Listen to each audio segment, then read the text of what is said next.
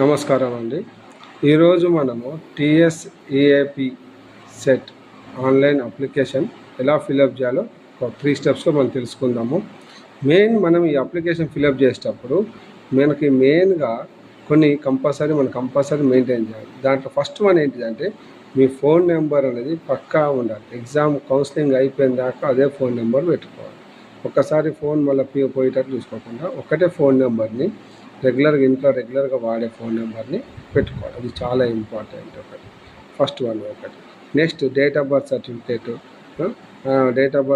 ఒకటి కంపల్సరీ పెట్టుకోవాలి.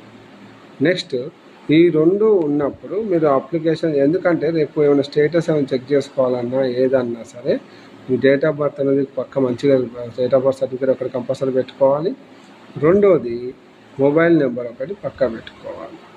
సో ఈ రెండు ఇంపార్టెంట్. మనము ఆన్లైన్ అప్లికేషన్ ఎలా అప్లై చేయాలో టాపిక్లోకి వెళ్తాం.